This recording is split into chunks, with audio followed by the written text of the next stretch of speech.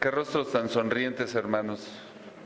Los felicito, dan mucha evidencia de la presencia del Señor en sus vidas. Segunda de Pedro 1, 8 y 9. ¿Sí? ¿Ya estamos ahí? Ok. Porque si estas cosas están en vosotros y abundan, no os dejarán estar ociosos ni sin fruto en cuanto al conocimiento de nuestro Señor Jesucristo. Pero el que no tiene estas cosas tiene la vista muy corta, es ciego, habiendo olvidado la purificación de sus antiguos pecados. Vamos a orar. Amado Dios, te damos las gracias porque en esta hermosa mañana nada nos impidió estar aquí. Todas las circunstancias que pudieron levantarse en contra no fueron suficientes como para impedirnos venir delante de tu presencia, Señor. Gracias por ello, gracias por el entusiasmo, gracias por el gozo, gracias por la paz que tú nos das, Señor, porque tú eres la fuente de todo lo bueno que nosotros podemos recibir, Señor. Y no hay absolutamente nada que el enemigo pudiera levantar que nos separe de tu amor. Por ello, hoy, Señor, te suplico que tu gracia y el poder que tu Espíritu Santo nos da a nosotros como tus hijos, fluya en medio de nosotros, Padre, y que podamos ser sabios y entendidos de tu palabra, que podamos aplicar lo que tú hoy nos hables y seamos instrumentos para que más personas lleguen a tu conocimiento. Te damos muchas gracias por todo esto, Señor. Amén. Pueden sentarse, mis amados. Bueno, pues este capítulo 1 de la segunda carta de Pedro es un texto que tiene muchísima riqueza. Y escogí estos dos versículos, los versículos 8 y 9, con la intención de presentar un contraste que se ve claramente como un mensaje general en toda la palabra del Señor. Este contraste está en lo que dice el versículo 8, cuando nos dice que si estas cosas, y ahorita vamos a ver qué cosas, si estas cosas están en nosotros y abundan, no nos dejarán estar ni ociosos ni sin fruto. ¿Les parecería importante que en nuestra vida dé esa evidencia de que no estemos ni ociosos ni sin fruto? ¿Saben que una de las cosas más trascendentes en la vida, en el entendimiento de los propósitos que cada uno de nosotros tiene, es precisamente el que nosotros podamos dar un fruto? Si ahí vemos en varios pasajes de la Escritura, como por ejemplo el Salmo 1, donde dice que si nosotros injertamos su palabra, seremos plantados, seremos como árboles plantados junto a corrientes de aguas, que dan su fruto a su tiempo y su hoja no cae, y todo lo que hace prosperará.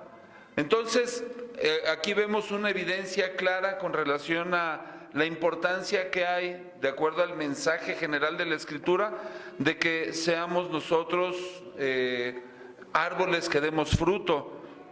Otra, ahí en San Juan 15, cuando el Señor Jesús está hablando y dando una gran enseñanza. Para mí, como decía Fer, son partes cruciales de nuestra vida cristiana que nos dejan un mensaje que puede ser un eje de nuestra vida cristiana. Este capítulo 15 habla acerca de que nosotros permanezcamos en Cristo. Dice, y el que permanece en mí y yo en él, este lleva mucho fruto, porque separados de él nada podemos hacer. Entonces, si se dan cuenta, una gran evidencia de lo que nosotros tenemos como meta en nuestra vida, como propósito en nuestra vida, es que demos fruto. Isaías 5 es otro texto donde se habla acerca de una vid que es cuidada, que es podada, que es abonada y todo, y que de repente resulta con que el fruto, en lugar de ser uvas dulces, fueron uvas silvestres, un fruto que no valía la pena. Entonces, para muchos de nosotros también, ¿verdad? O sea, nuestro fruto, en cuanto a lo que la palabra del Señor nos dice, nuestro fruto tiene que ser un fruto que dé gloria al nombre del Señor, no un fruto de decadencia, no un fruto de corrupción, no un fruto de una mala naturaleza, sino todo lo contrario. Y finalmente, este capítulo 1 de la segunda carta del apóstol Pedro nos habla acerca de que si estas cosas, ahorita vamos a ver qué cosas, si estas cosas abundan en nosotros, no nos dejarán estar ociosos ni sin fruto. Y luego nos dice después, ¿un fruto de qué? En cuanto al conocimiento de nuestro Señor Jesucristo. Y saben que el fruto en el conocimiento de nuestro Señor Jesucristo es la clave para que nuestra vida sea una vida victoriosa, una vida con poder, una vida donde nuestros obstáculos y los retos, desafíos, tribulaciones, problemas que la vida presenta, pues no sean algo que nos separe del Señor, porque saben que cada vez que nosotros enfrentamos esas pruebas, esos retos, esos desafíos, lo primero que ocurre en nosotros es que lejos de correr a los pies del Señor, lejos de ir a Él, nos separamos y empezamos a querer caminar por nuestras propias fuerzas. Es entonces ahí donde para nosotros queda la aplicación de lo que dice el versículo 9, cuando dice, pero el que no tiene estas cosas, tiene la vista muy corta. ¿Y qué es lo que pasa cuando alguien ve a corta distancia de la distancia de sus ojos? Pues está en gran peligro porque no puede advertir muchas de las cosas que están cerca de él. No te das cuenta, por ejemplo, al momento de atravesar una calle, si un coche va a pasar, no te das cuenta si alguien está queriendo realizar algo en contra tuya. Hay muchos peligros, aún inclusive un escalón, cosas así. Dice, el que no tiene estas cosas tiene la vista muy corta, es ciego. Y luego dice, ¿de qué manera es la ceguera? Habiendo olvidado la purificación de sus antiguos pecados. Cuando nosotros olvidamos lo que el Señor Jesús hizo en la cruz del Calvario por nosotros y cómo nosotros somos beneficiados hoy por ese sacrificio del Señor Jesucristo, dice la palabra del Señor, es que somos ciegos. Tenemos la vista cortititita y nada sabemos y nada vemos.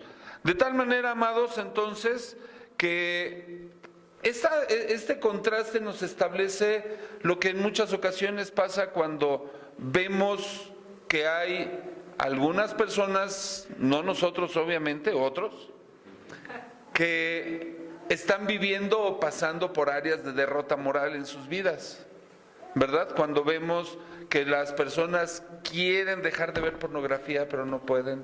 Quieren dejar de decir mentiras, pero no pueden. Quieren dejar de hacer lo que ustedes me digan. Si hay ira, si hay lujuria, si hay contienda, si hay pereza, si hay maledicencia, lo que ustedes me digan. Si nosotros lo queremos dejar, nos vemos débiles, nos vemos sin ánimo, sin entusiasmo, sin el deseo de dejar esa forma de vida y nos entregamos, ¿verdad? A una vida como cuando la corriente de las aguas nos arrastra contra nuestra voluntad. Así nos vemos nosotros. Entonces, el apóstol Pedro en este pasaje aborda varios temas que yo puse por título y que quiero abordar hoy aquí con ustedes. Es la gloria de Dios, nuestra salvación en Cristo Jesús y el fruto de nuestra vida. Son temas que hoy pretendo abordar, y la meta de este mensaje es que cada uno de nosotros en nuestra vida cristiana podamos ver que Dios tiene un propósito emocionante de que no vivamos mediocremente. Tiene un propósito grande y maravilloso de que nuestra vida esté llena de su poder. Esa es la meta de este mensaje. Así que, para empezar, en los versículos 1 y 2 de este capítulo 1, encontramos lo que dice el apóstol Pedro como la salutación inicial de este capítulo y de la segunda carta a Pedro. Dice: Simón Pedro, siervo y apóstol de Jesucristo, a los que habéis alcanzado por la justicia de nuestro Dios y Salvador Jesucristo, una fe igualmente preciosa que la nuestra. Gracia y paz os sean multiplicadas en el conocimiento de Dios y de nuestro Señor Jesús. Entonces aquí en estos primeros dos versículos vemos cómo hay una fe que se aplica a nuestra vida hoy, 2000 y fracción de años después de que el Señor Jesucristo vino a esta tierra, a este mundo, y se presentó ante nosotros hecho como un ser humano como tú y yo. Y al presentarse el Señor Jesús de esta manera, nosotros pudimos ver esa gloria de Dios, como lo dice en el primer capítulo el apóstol Juan, ¿verdad? Cuando dice gloria del Padre, como del unigénito del Padre, lleno de gloria y de verdad, ¿no? Lleno de gracia y de verdad. Entonces, Simón Pedro está presentándose a nosotros y dice: a los que habéis alcanzado por la justicia de nuestro Dios y Salvador Jesucristo, una fe igualmente preciosa que la nuestra. Entonces, aquí se está dirigiendo a aquellos que después de haber presenciado corporalmente la presencia del Señor Jesús, pudieron ver aquello que y extendió a través de su obra. Y pues nosotros somos aquellos, hermanos, esos que hemos alcanzado por la justicia de nuestro Dios y Salvador una fe igualmente preciosa. Aquí me encanta esto porque saben que cuando dice esta palabra que hemos alcanzado, la palabra griega que da origen a esta traducción de que hemos alcanzado, significa que nosotros recibimos por medio de la intervención divina. Es decir, lo que nosotros hemos recibido, haber alcanzado esa fe, fue única y exclusivamente por la intervención de Dios en ti. Eso es lo que tú has recibido, el que Dios esté interviniendo directamente en tu vida, y el que Dios directamente hoy te quiere dar esa vida de poder y ese entendimiento de lo profundo de sus caminos. Y ese entendimiento de lo profundo de sus caminos y de lo importante que es el que nosotros vivamos de esta manera es una fe como la que ellos tuvieron. Y ellos tuvieron una fe en el Señor Jesús, pues porque inicialmente vieron cara a cara al Señor, al Salvador.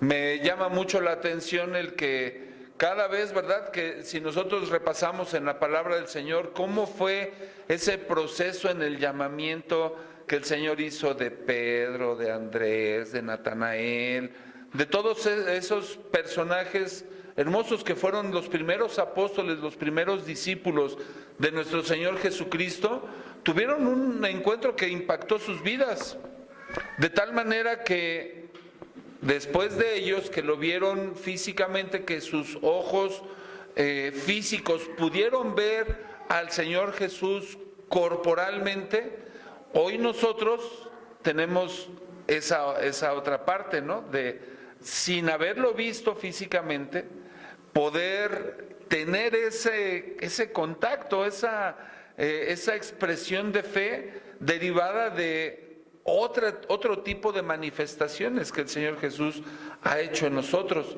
que son sus preciosas y grandísimas promesas, que después lo vamos a ver más adelante. Y entonces dice que estos discípulos no solamente lo conocieron y lo vieron cara a cara, pudieron comer con él, lo escucharon, sus enseñanzas de primera mano. Ha de haber sido emocionante haber estado sentados en ese sermón del monte, ¿no? Y estar escuchando, pues cómo en un lugar abierto era tan atrayente su personalidad, era tan poderosa esa energía que él proyectaba, que era ante una gran multitud un mensaje que prevalecía de una manera tan trascendente, tan importante, ¿no? Hoy nosotros no pudiéramos decir que estuvimos presentes físicamente en el Sermón del Monte. Sin embargo, dice la Biblia que nosotros tenemos una fe igual a la que ellos tuvieron cuando estuvieron presentes en el Sermón del Monte. ¿No les parece maravilloso? Yo estaba pensando en esto ayer y dije, Señor, qué gran privilegio tuvieron ellos de verte cara a cara, pero qué gran privilegio tenemos nosotros. Y es que aun cuando hay diferencias, dice esta porción de la palabra del Señor que nosotros tenemos una fe igualmente preciosa que la de ellos. Así que el evento final en todo esto fue que nosotros pudimos reconocer en Él, en el Señor Jesucristo, al Creador del universo y al Salvador del mundo, a nuestro Salvador. Ya lo dejamos un poquito de verlo en lo general como el Salvador del mundo, para tomarlo como mi Señor y mi Salvador personal. Era algo, mucho de lo que decía Fer ahorita al inicio, ¿no? Cuando nosotros reconocemos al Señor Jesús como Salvador, es esa primera parte, ¿verdad?, donde nosotros no tenemos mucho por hacer. Viene como una expresión de la fe del Señor, que es una obra divina en nuestro corazón y de la cual nosotros respondemos por la gracia de Dios, respondemos hacia ese llamado que Él nos hace. Y obviamente el reconocer en el Señor Jesucristo al Creador y Salvador del universo es algo de lo que Pedro se distinguió. Porque si no vamos a ir a ese pasaje, pero ahí en Mateo 16, Pedro, ante una pregunta hecha a todos los discípulos, el Señor Jesús les dice, ¿quién dice el mundo que soy yo?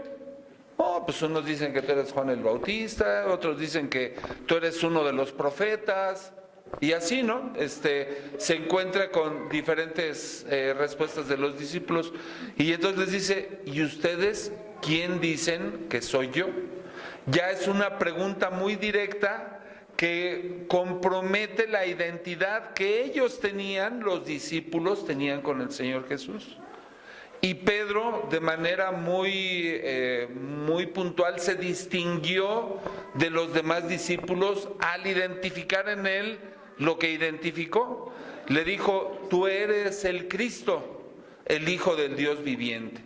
Y saben que el identificar a nuestro Señor Jesucristo como el Cristo, el ungido, el enviado de Dios para salvar al mundo, era ese reconocimiento de aquel propósito eterno con el cual el Señor Jesús había llegado a esta tierra. Por eso esta expresión de Pedro nuevamente nos traslada, ¿no?, a esa fe igualmente como la que tuvo Pedro. Y entonces queda aquí una pregunta para ti y para mí. ¿Cómo podemos nosotros identificar al Señor Jesús?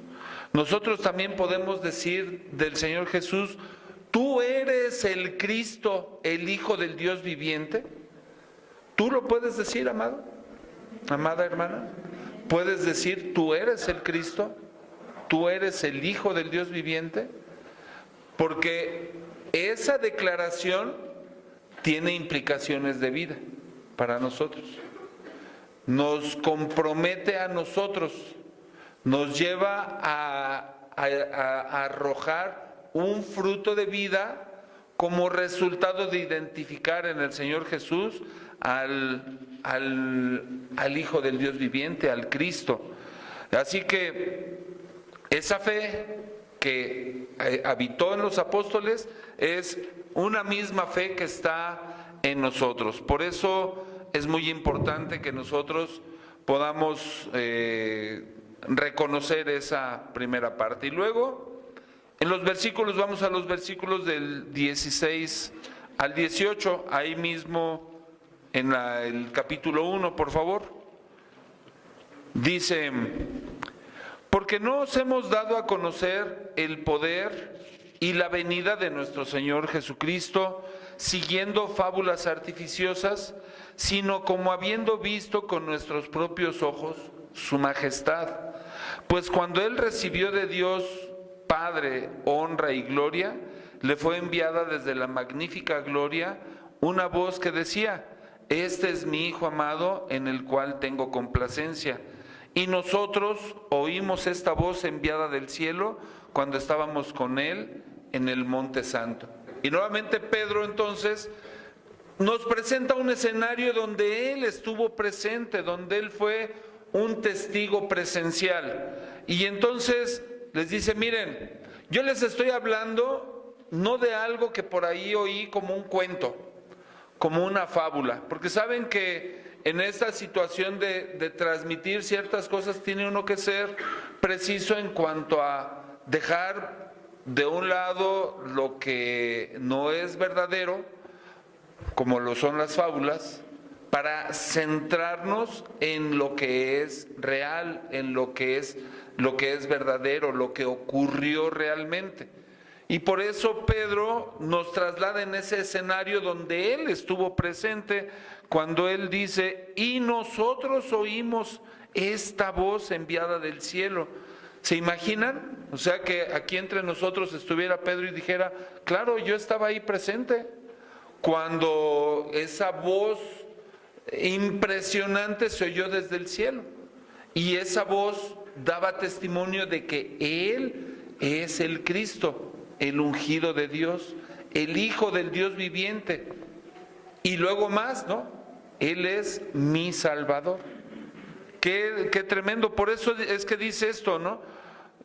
Cuando Pedro está explicando el por qué dio a conocer esto, dice: porque no os hemos dado a conocer el poder y la venida de nuestro Señor Jesucristo siguiendo fábulas artificiosas, sino como habiendo visto con nuestros propios ojos su majestad. Así que lo primero que yo quiero resaltar es que esa fe que hoy alcanzamos nosotros, que es igual a la de Pedro, es como si nosotros hubiéramos visto esa majestuosidad del Señor Jesucristo en carne y hueso.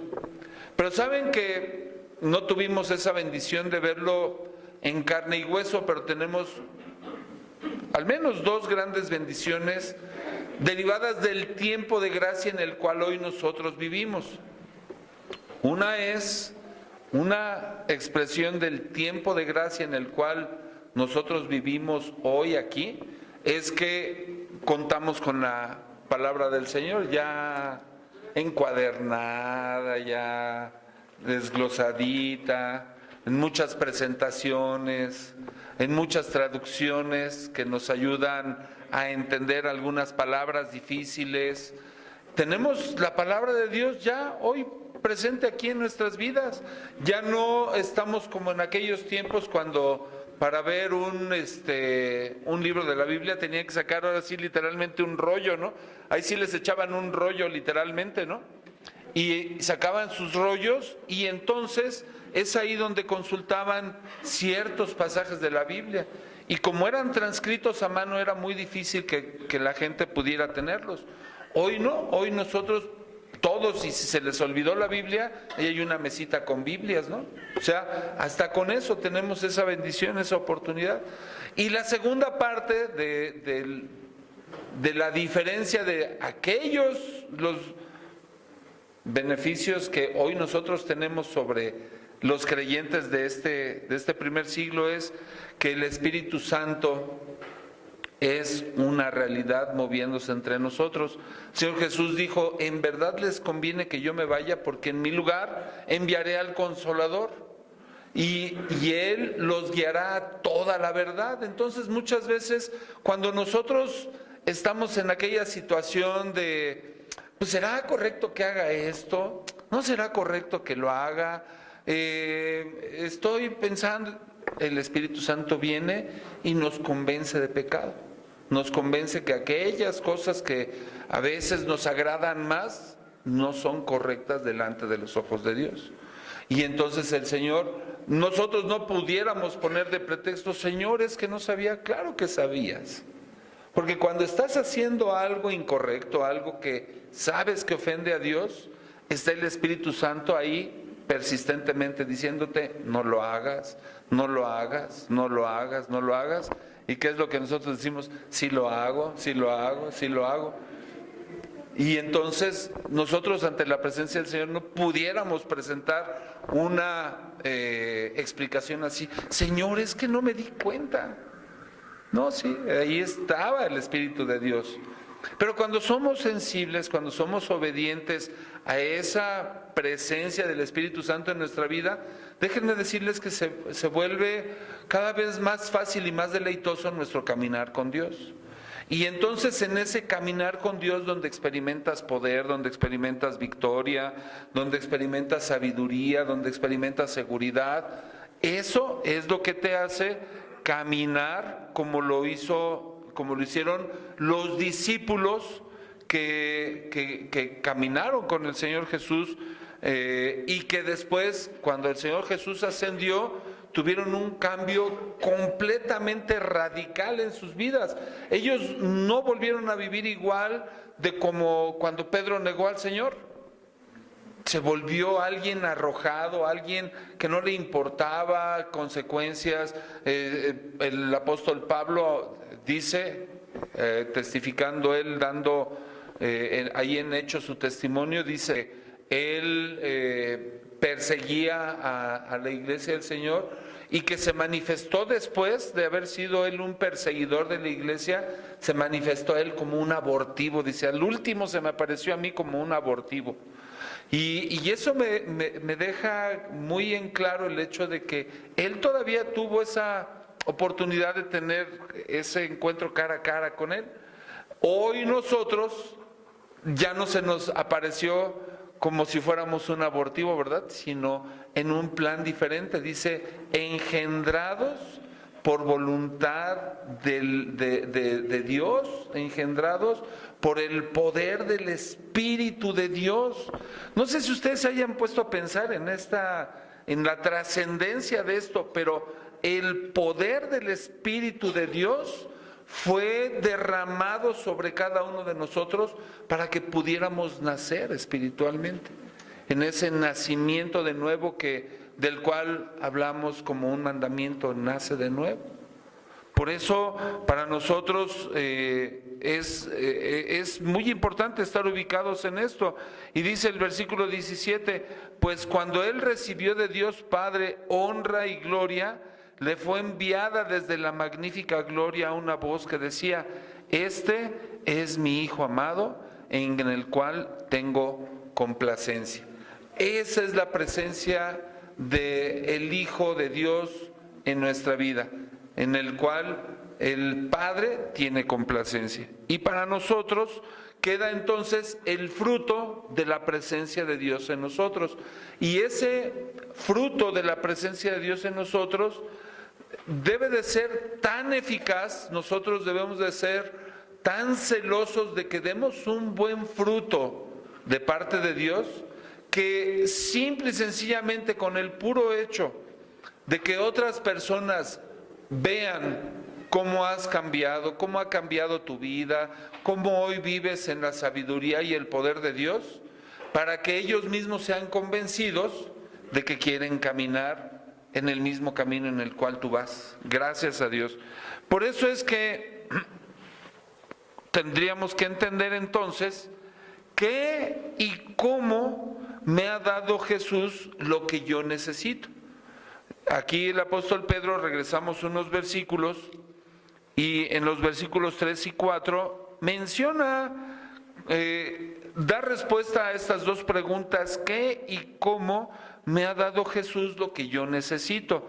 Versículo 3: como todas las cosas que pertenecen a la vida y a la piedad nos han sido dadas por su divino poder, mediante el conocimiento de aquel que nos llamó por su gloria y excelencia, por medio de las cuales nos ha dado preciosas y grandísimas promesas, para que por ellas llegásemos a ser participantes de la naturaleza divina, habiendo huido de la corrupción que hay en el mundo a causa de la concupiscencia. Entonces, en estos dos versículos, que son un poquito extensos, pero muy abundantes en su contenido, vemos que hay respuestas a estas preguntas. Entonces, ¿qué me ha dado Jesús en cuanto a lo que yo necesito? Bueno, dice en el versículo 3 que todas las cosas que pertenecen a la vida y a la piedad nos han sido dadas. Entonces, cuando habla acerca de la vida, las cosas de la vida son aquellas cosas cotidianas. Mira, por ejemplo, tú no podrías hacer algo porque un día no sale el sol, está muy nublado y está haciendo muchísimo frío, sino solamente echarte una cobija, y si tienes frío echarte otra, y si tienes más frío echarte otra, y si tienes más frío echarte otra, y aún así seguirías teniendo frío, ¿verdad? Pero qué rico es cuando Dios hace salir su sol y nosotros no hicimos nada, no tenemos frío, estamos muy contentos, ¿verdad? Y así como eso, en las cosas de la vida, como por ejemplo el aire que respiramos, miren, llenen sus pulmones. ¿Quién les puso un límite para llenar sus pulmones? Hay todo el aire que necesiten para llenar sus pulmones. Todas las cosas que pertenecen a la vida, así como eso, Dios te manda el sustento para que no padezcas en tus finanzas y tengamos que salir corriendo a pedir prestado. Dios nos sustenta de la fuerza, del entusiasmo, de cada cosa que pertenece a la vida. Dios nos la da, Dios nos la da. El latir del corazón está presente en nuestra vida hasta que Él marca un tiempo definido, como se terminaron nuestros días aquí, hasta entonces nuestro corazón no dejará de latir. ¿No les parece impresionante cómo cosas tan trascendentes, tan impresionantes, tan poderosas, son las que Dios hace todos los días? Todos los días vemos milagros, todos los días vemos derramando a Dios su mano bondadosa sobre nuestra vida, todos los días. Dice entonces que todas las cosas que pertenecen a la vida nos han sido dadas, pero también las cosas que pertenecen a la piedad, aquellas cosas que no tienen que ver con lo terrenal, sino con lo celestial. Por eso, cuando nosotros experimentamos una vida de derrota, déjame decirte que no tienes necesidad de vivir en derrota. Dios ha derramado sobre ti poder para que la vida en ti no sea una vida de fracaso, una vida de frustración, una vida de tristeza y de derrota. Lo que Dios ha derramado sobre nosotros es esa expresión de su poder que nos han sido dadas a nosotros como esa parte de la expresión divina que se ha derramado sobre nosotros. Por eso lo dice después en la segunda parte de este versículo 3, que esas cosas que pertenecen a la vida y a la piedad nos han sido dadas por su divino poder. Esas cosas que hemos recibido solo por el poder de Dios, solo por su amor, solo por su misericordia. ¿Y cómo es que las recibimos?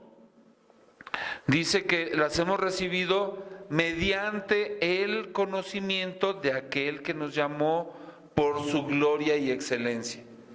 ¿Cómo es que nosotros podemos recibir el conocimiento de la gloria y excelencia de Jesús? Pues a través de su palabra y de sus mandamientos. Realmente nosotros pudiéramos decir, no, Señor, pues es que sí me la pusiste difícil.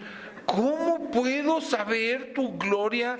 ¿Cómo puedo recibir tu excelencia? ¿Cómo puedo tener conocimiento de esas cosas?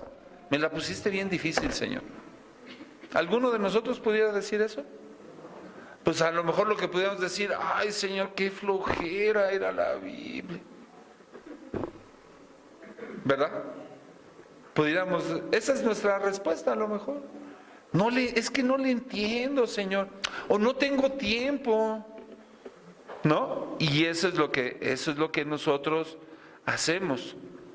Y luego en el versículo 4, otra vez el que dice, por medio de las cuales nos ha dado, y entonces dice aquí la pregunta, recuerdo la pregunta, ¿qué me ha dado Jesús de lo que yo necesito?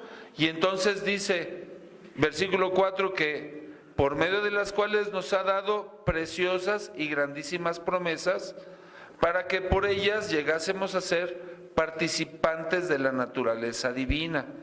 Ese es lo que Él nos da. Unas promesas que no son pueden ser para nuestro tiempo terrenal, pero no para nuestro ahora. Puede ser sí para un tiempo terrenal donde nosotros estamos por recibir alguna bendición específica que Dios haya prometido específicamente a alguno de nosotros, recibir alguna promesa, algún resultado de algo hermoso que Dios que tú hayas percibido que Dios quiere hacer en un futuro.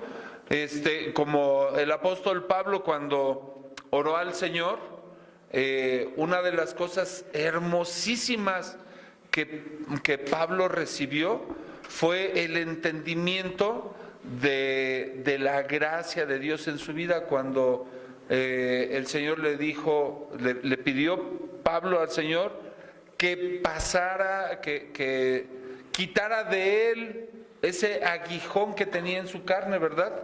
Que específicamente no se sabe cuál es ese aguijón en la carne del apóstol Pablo, ¿no? Y que decía, 3 veces he rogado al Padre que me sea quitado este aguijón en la carne. Pero él tuvo respuesta del Señor y le dijo, bástate mi gracia. Y ahí está la respuesta a nuestra promesa. ¿Sabes que los problemas de tu vida no se van a ir porque Dios no quiera que pobrecitos de mis hijos, no quiero que no tengan problemas? Más bien lo que Dios quiere es que experimentemos su poder sobre los problemas. Y la respuesta del Señor a Pablo fue, bástate mi gracia, porque en tu debilidad mi poder se perfecciona. Lo voy a repetir, porque en tu debilidad mi poder se perfecciona. Así que cuando nosotros escuchamos de estas promesas, de este poder derramado sobre nuestra vida, yo digo, Señor, vuela a mi mente eso. Si yo lo tratara de razonar lógicamente, explotaría mi mente. Por eso es bien importante que estemos fundamentados en la fe. Y entonces, esto nos lleva al siguiente punto, que es la escalera de nuestra vocación en Cristo Jesús. Vean cómo lleva un orden de escalada la forma en cómo Pedro va escribiendo esto, cómo nos lo va escribiendo a nosotros, con tanta sabiduría y dirección del Espíritu Santo. Versículo 5. Vosotros también, poniendo toda diligencia por esto mismo, añadid a vuestra fe virtud, a la virtud conocimiento, al conocimiento dominio propio, al dominio propio paciencia, a la paciencia piedad, a la piedad afecto fraternal y al afecto fraternal amor. Porque si estas cosas están en vosotros y abundan, no os dejarán estar ociosos ni sin fruto en cuanto al conocimiento de nuestro Señor Jesucristo. Esta es la escalera de nuestra vocación en Cristo Jesús. Vamos subiendo peldaño a peldaño, vamos subiendo escalón por escalón. Pero esta es la respuesta a la pregunta de del texto inicial con el cual empezamos esta predicación, cuando dice que si estas cosas están en nosotros y abundan, no nos dejarán estar ociosos ni sin fruto. ¿Qué son estas cosas? Que una vez que nosotros como cristianos nos es revelado por el poder de Dios, hemos alcanzado preciosas promesas, divinas promesas, las hemos alcanzado como recibiéndolas por el poder de Dios a través de la fe que Él pone en nosotros. Entonces, a partir de esa fe, ¿en qué, amados?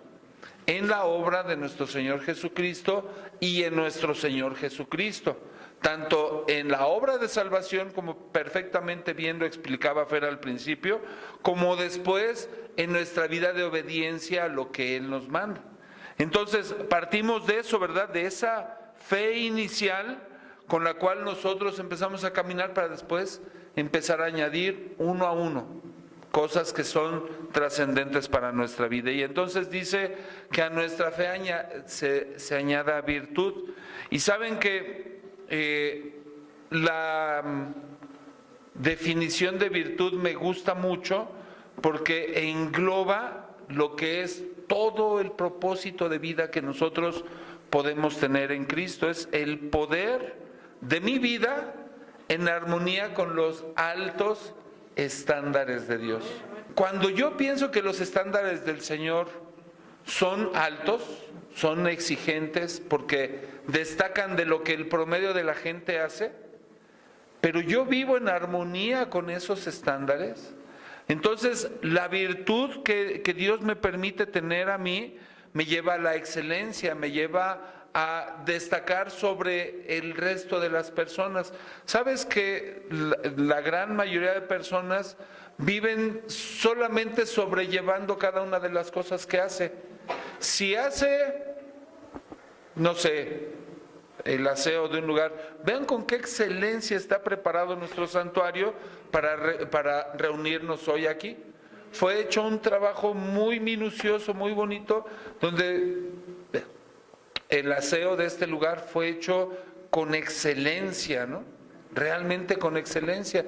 Y así como las personas que se dedicaron a hacer esto, para que hoy pudiéramos nosotros reunirnos, lo hicieron con excelencia, ¿qué cosas nosotros, o qué cosas de lo que hacemos día a día, las hacemos con excelencia?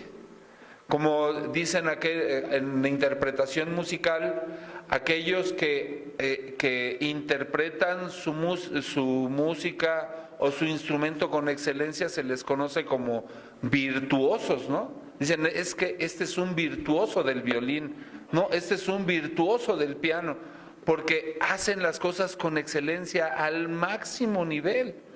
De tal manera que, ¿qué cosas puedes hacer tú con excelencia? ¿Qué cosas puedes hacer tú con virtud? ¿Qué cosas son aquellas de las cuales te va a decir el Señor, lo hiciste mediocremente, lo hiciste solo por salir del paso, lo hiciste solamente para taparle el ojo a alguien, ¿no? Que nadie vea que por abajito del tapete hay mugre y hay basura. ¿verdad? A veces hacemos las cosas así, va y se va. Y realmente esa es una de las cosas que nosotros añadimos a nuestra fe, pero sobre todo las hacemos por el poder de Dios actuando en nuestra vida. No lo vamos a hacer porque digan, mira, es que el pastor Mauro es un gran hacedor de lo que sea, ¿no? O sea, no se trata de gloria para mí, se trata de que de lo que tú haces, el Señor Jesús sea glorificado. Así que después de la excelencia, le añadimos virtud, y a la virtud, a la fe le añadimos virtud, y a la virtud le añadimos conocimiento. Y el conocimiento tiene que ver con aquellas partes de lo que humanamente nosotros recibimos de lo que ocurre en nuestro mundo, en lo que nosotros hacemos cotidianamente. También nosotros tenemos que enterarnos de o desarrollar ciertas cosas que nos hagan ser buenos en lo que hacemos. Que si tú te dedicas, por decir algo, al diseño, como por ejemplo ahora que estoy viendo muy de cerca el desarrollo del trabajo en el diseño del libro de Mr. Gader, Nata me dice, no papá, es que este programa hace esto y es por esto y por esto y por esto. Y el margen de cada lado se deja de tal tamaño para que cuando tú pongas tu dedo ahí, no tape las letras que tú vas a leer y lo puedas tomar cómodamente. Y entonces empezaba yo a ver cómo realmente cada área de acción que nosotros tenemos implica un conocimiento. Por decirles algo, ¿no? Si vamos a preparar la mamila de un niño y no sabemos cuántas cucharadas tiene, pues ponle 10, ¿no? 10 cucharadas a la mamila de 2 onzas, ¿no? Si ahí estamos echándole 10 cucharadas de leche, pues pobre niño se va a tomar un atole ahí todo bien espeso, ¿no? Porque realmente no tenemos el conocimiento, tenemos que conocer lo importante en lo cual nosotros nos desempeñamos. Y después del conocimiento, dominio propio. Y nuevamente hago énfasis, hago hincapié en esta cualidad de carácter. Es el poder del Espíritu Santo que resulta de pasar sus pruebas, de tal manera que cada vez que tú experimentas una prueba en cuanto a lo que estás haciendo, tienes que reconocer que el poder del Señor debe de actuar en ti para que pongas freno a lo que haces. Si se trata de poner freno a lo que comemos, ¿será dominio propio? Sí, porque de repente está tan rico que no le quiero parar, ¿no? Y le sigo y le sigo y le sigo. O de repente, en cuanto a lo que, al descanso, pues estoy bien rico, pero necesitamos dominio propio para parar y poner límite a los espacios donde yo estoy dejando demasiado placer en mi vida. Al contrario, tengo que poner límites en esas partes de placer o de cosas que me parecen atractivas continuar. Y después dice dominio propio, al dominio propio, paciencia. Y nuevamente, ¿no? La paciencia tiene que ver con aceptar la voluntad de Dios en los momentos en los cuales yo estoy siendo probado. Cuando tú estás experimentando una tribulación, cuando estás experimentando un problema, dices, ya, que se acabe este problema. Espérate tantito, ¿no? El Señor dice, ten paciencia, todavía no cumplo mi propósito en tu vida.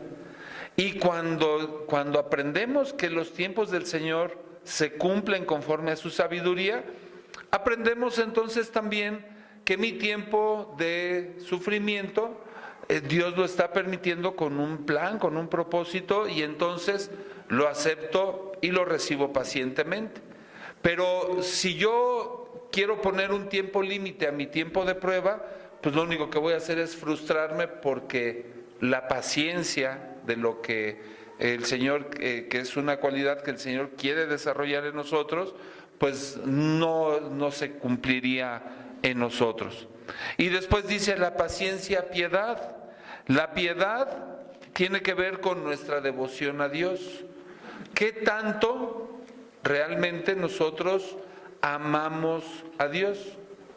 Miren, nosotros cuando vamos en nuestro proceso de vida, desde que empezamos a concebir que Dios, como el Todopoderoso, se quiere expresar a nuestra vida, de repente decimos, pues como que es mucho Dios, ¿no? Como que para todo Dios, Dios por aquí, Dios por allá, Dios, para todo hablan de Dios.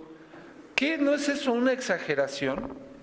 Esa es la primera parte de un pensamiento cuando nosotros empezamos a concebir cosas de Dios. Pero Dios nos va llevando en ese proceso en el cual después, en esta escalera de nuestra vocación, en la cual después comemos, hablamos, dormimos, respiramos por Dios, de tal manera que no hay tal cosa como que es una exageración tener cosas de Dios de las cuales hablemos todos los días. Al contrario, se vuelve el aire que respiramos, el hablar de Dios, el conocer más a Dios, el tiempo que nosotros invertimos sea cada vez mayor para conocer de Dios. ¿Saben por qué? Porque eso nos da la sabiduría para guiar a nuestros hijos de manera correcta, porque eso nos ayuda o nos da sabiduría para desempeñarnos en el mundo de los negocios, en el mundo profesional, en nuestra relación matrimonial, de tal manera que no hay aquello como que seamos exagerados cuando hablamos acerca de las cosas que pertenecen a la piedad, formen parte de nuestra vida en nuestro día a día. Y después a la piedad le añadimos afecto fraternal. Y obviamente el afecto fraternal tiene que ver con las expresiones de amor en cuanto a las necesidades que otros tienen. En Libertad Financiera estábamos viendo cómo la iglesia primitiva tenía un hábito muy celestial, y era el hecho de que las personas que tenían sus heredades llegaban y vendían sus heredades y ponían el fruto de lo vendido a los pies de los apóstoles para que se distribuyera de manera uniforme en toda la iglesia y de tal manera no hubiera necesitados en la iglesia. Eso, amados, era una expresión de amor fraternal, donde yo me deshago de aquellas cosas que son abundantes para mí y que no necesito, para ponerlas al servicio de las personas que sí están necesitadas en la iglesia. Y dice el libro de los Hechos, de tal manera que no había ningún necesitado en la iglesia. No había ningún necesitado. Eso se me hace maravilloso, que nadie pudiera verse como superior a otros, ni verse con mayores beneficios y otro padeciendo mayores necesidades. Eso es afecto fraternal. Y al afecto fraternal, amor. Y en este amor, pues ponemos obviamente las dos expresiones del amor que nosotros debemos de tener, ¿verdad? Como los principales mandamientos que el Señor nos dejó. ¿Amar a quién? A Dios. Amarás al Señor tu Dios con toda tu alma, con toda tu mente, con todo tu corazón y con todas tus fuerzas. Ese es el primer y grande mandamiento, amar a Dios. ¿Cómo vamos con ese mandamiento, amados? ¿Realmente amamos a Dios? ¿O vamos apenas subiendo en nuestra escalera de la vocación en Cristo? Y estamos entonces en una parte donde el apóstol Pedro lo menciona en el versículo 9. Fíjense cómo dice el versículo 9, lo leímos al principio. Pero el que no tiene estas cosas tiene la vista muy corta. Por eso preguntaba yo acerca del amor. El que no tiene estas cosas tiene la vista muy corta.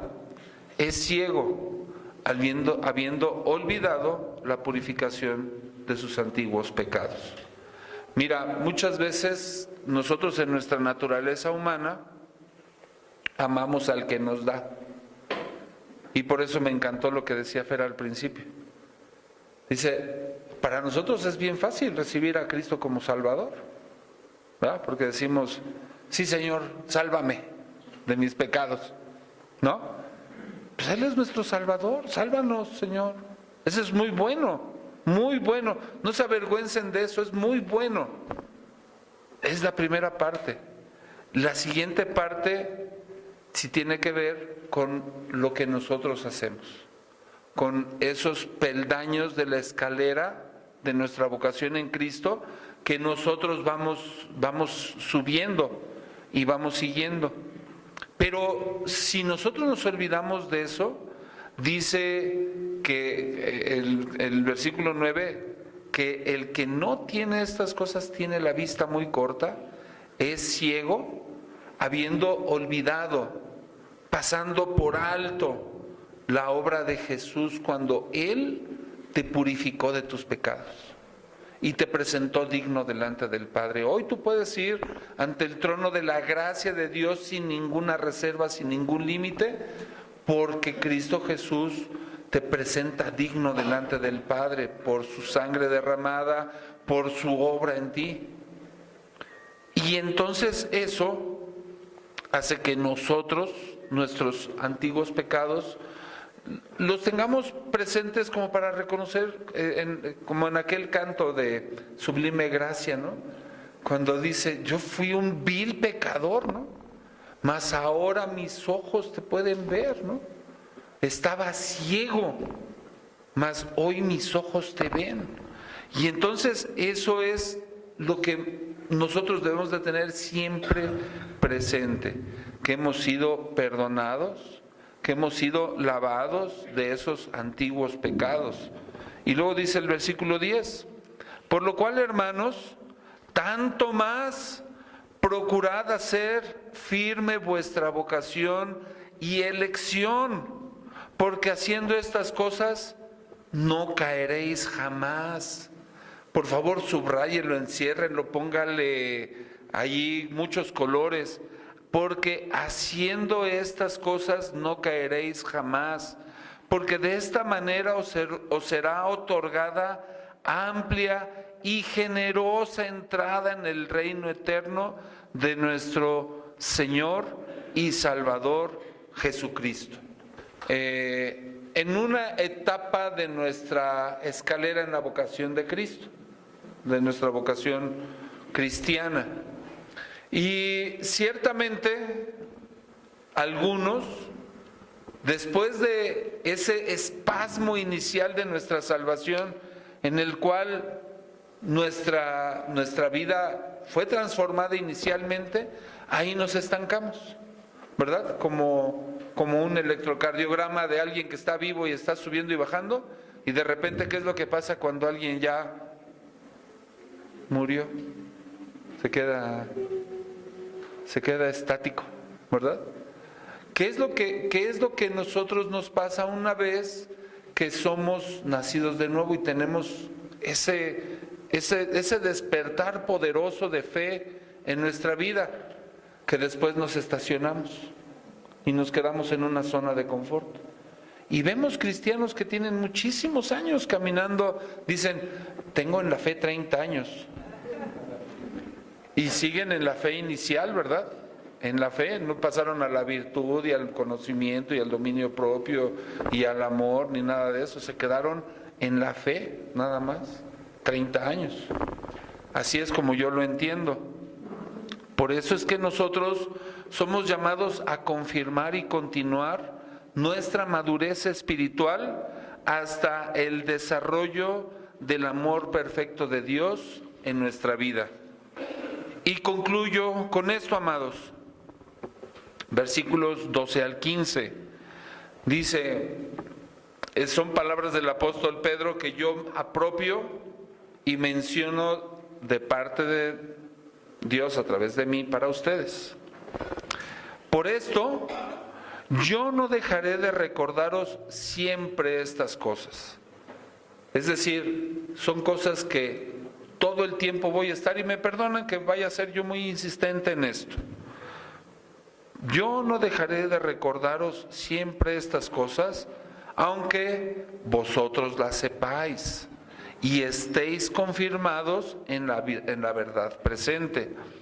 Pues tengo por justo, en tanto que estoy en este cuerpo, el despertaros con amonestación, sabiendo que en breve debo abandonar el cuerpo, como nuestro Señor Jesucristo me ha declarado.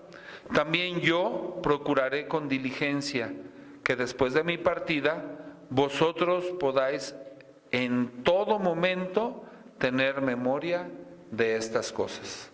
Nunca las olviden. Mientras yo esté aquí, amados, se las estaré recordando. Y estaré gozoso, bendecido de verlos que en esa escalera de su vocación en Cristo, ustedes vayan creciendo y vayan siendo cada vez personas con un mayor fruto para la gloria del Señor. Todos nosotros estamos en un proceso de nuestra vocación en Cristo. Y ciertamente yo creo que parte de esto es que en muchas ocasiones hemos estimado como que la gloria de Dios es poquita. Como que la gloria de Dios, nuestro Dios es un Dios pequeñito. Y no estimamos el que hemos sido salvos, hemos sido rescatados por el Dios todopoderoso. Y entonces, si nosotros no hemos recibido esa revelación, podemos pedirle hoy al Señor que Él se muestre a nosotros como ese Dios todopoderoso.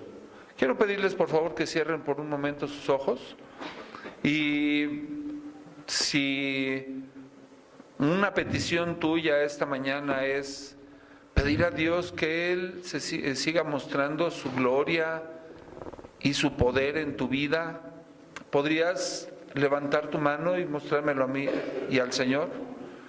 Y una vez que tú has levantado tu mano para pedir que el Señor se muestre su gloria y su poder a tu vida, quisieras comprometerte delante de Dios a caminar conforme a esta escalera de la vocación, donde añadimos a nuestra fe virtud, a la virtud conocimiento, al conocimiento dominio propio, al dominio propio paciencia, a la paciencia piedad, a la piedad afecto fraternal y al afecto fraternal amor. ¿Quisieras tú comprometerte con esta escalera de la vocación de tu vida cristiana? Padre, muchas gracias te damos porque reconocemos que estamos pequeños, muy pequeños, Señor, en ese proceso de crecimiento espiritual. Pero queremos, Señor, que nuestra vida sea digna de tu gloria, que nuestra vida traiga honor a tu nombre, Señor Jesús, y que demos evidencia de tu salvación, que nuestra vida no sea más como nosotros pudiéramos vivir en nuestra mediocridad o en nuestra propia fuerza, sino ahora vivir en tu poder, ahora vivir en tu amor y dar ese fruto y esa evidencia de lo que tú has hecho por nosotros. Te doy las gracias, Señor, por la vida de cada uno de tus hijos, para que vivamos en ese fruto para el cual tú nos has llamado. Muchas gracias te damos, Señor. Amén.